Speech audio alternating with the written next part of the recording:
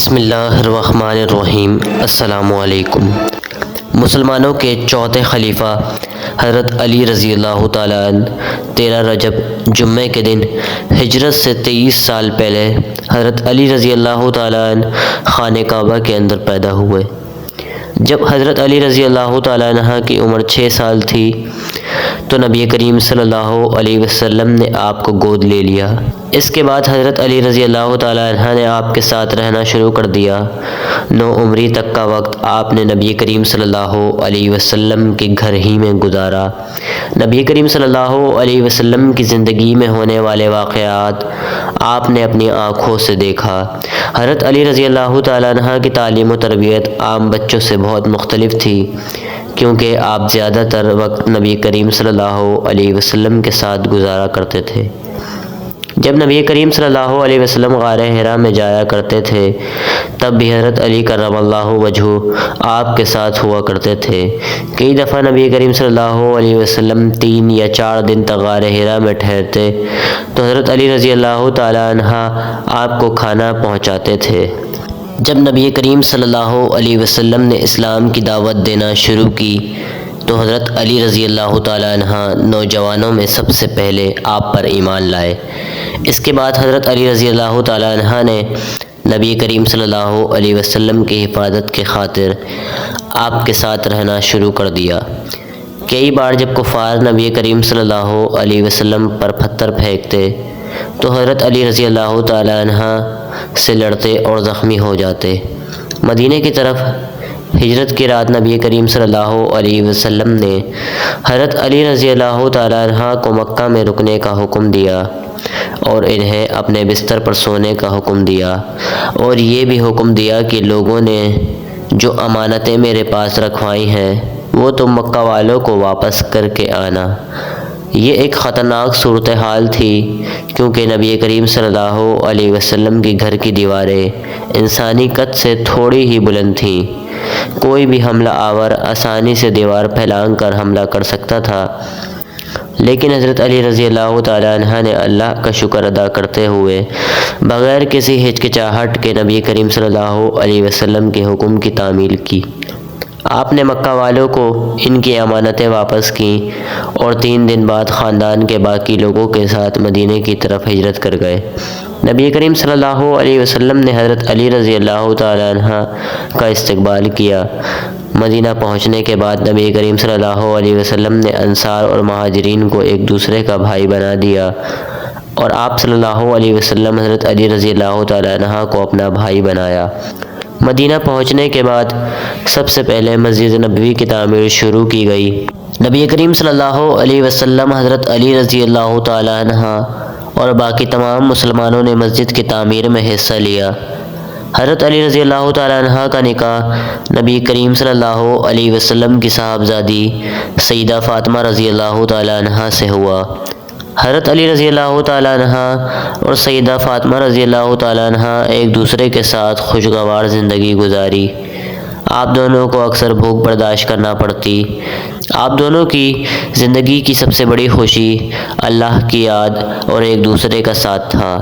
جب سیدہ فاطمہ رضی اللہ تعالیٰ عنہ بیمار ہوتی تو حضرت علی رضی اللہ تعالیٰ عنہ گھر کے کام کاج خود کرتے، جیسا کہ چکی پیسنا، چولہا جلا کر کھانا پکانا اور بچوں کی دیکھ بھال وغیرہ۔ اسلام کے دفاع کے لیے مختلف جنگیں لڑی گئیں، جیسا کہ غزوہ بدر، غزوہ احد، غزوہ خندق اور غزوہ خیبر۔ ان تمام جنگوں میں حضرت علی رضی اللہ تعالیٰ عنہ نے حصہ لیا اور باقی مسلمانوں سے مل کر فتح حاصل کی۔ آپ کو تمام مسلمان عزت کی نظر سے دیکھتے تھے۔ آپ جب گھر کا سامان اٹھا کر جا رہے ہوتے تھے تو لوگ کوشش کرتے کہ آپ کی مدد کریں، لیکن حضرت علی رضی اللہ تعالیٰ عنہ انہیں یہ کہہ کر روک دیتے کہ خاندان کا سربراہ اپنا بوجھ خود اٹھائے تو زیادہ بہتر ہے۔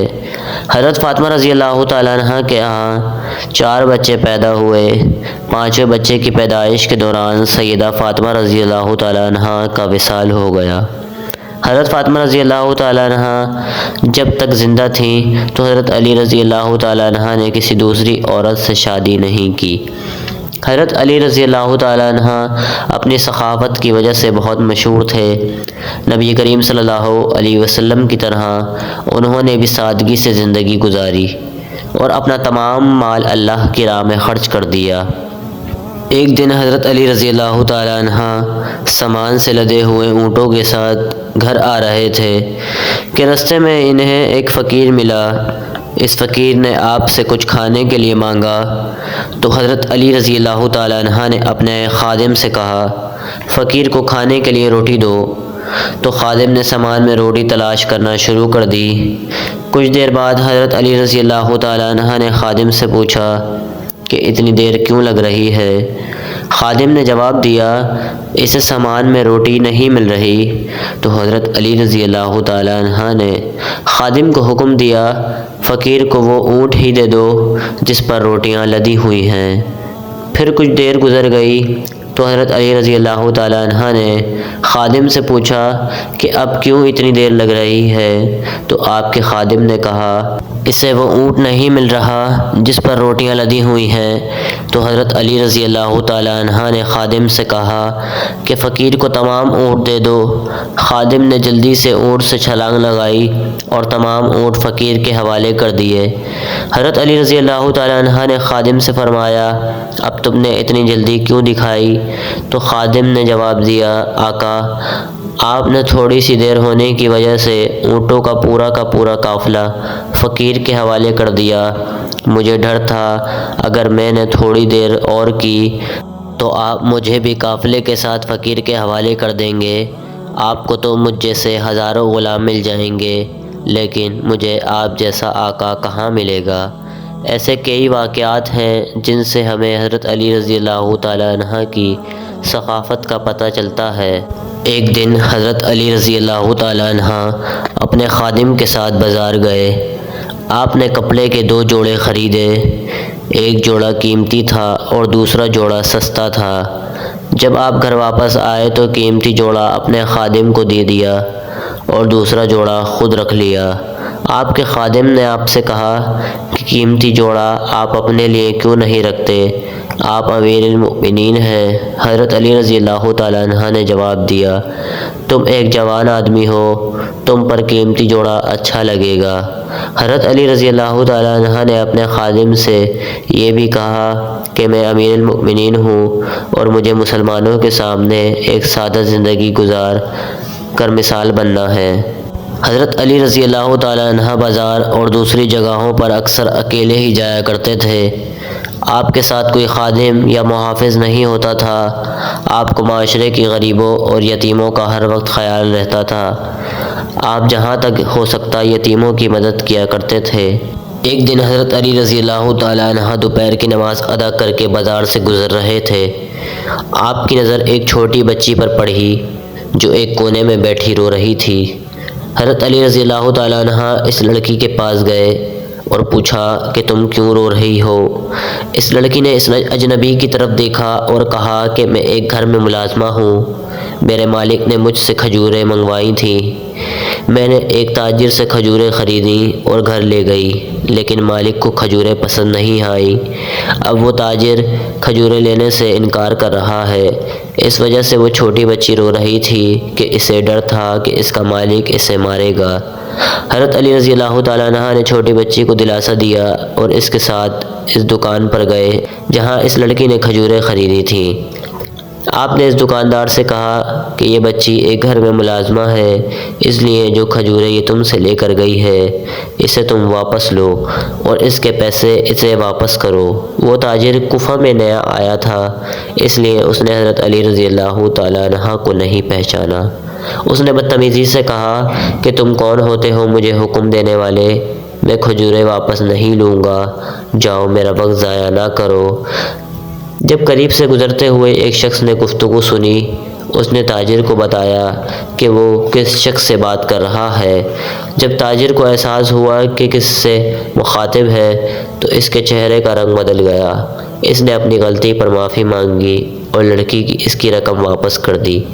پھر وہ شخص حضرت علی رضی اللہ تعالیٰ عنہ کی طرف مڑا اور بولا، امیر المؤمنین مجھے معاف فرما دیں۔ حضرت علی رضی اللہ تعالیٰ عنہ نے فرمایا، میں تم سے تبھی راضی ہوں گا جب تم اسلام کی تعلیمات پر عمل کرو گے۔ جب اس بچی کے مالک کو اس واقعے کی خبر پہنچی تو وہ بھی بھاگتا ہوا حضرت علی رضی اللہ تعالیٰ عنہ کے پاس پہنچ گیا۔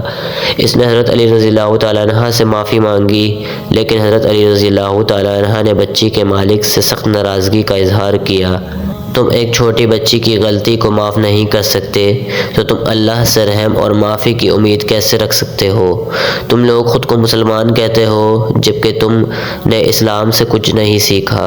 بچی کے مالک اور تاجر کو اپنی غلطی کا احساس ہو گیا اور انہوں نے وعدہ کیا کہ آج سے اچھے مسلمان بننے کی کوشش کریں گے۔ یہ تھے حضرت علی رضی اللہ تعالیٰ عنہ کے چند واقعات اور چند خصوصیات۔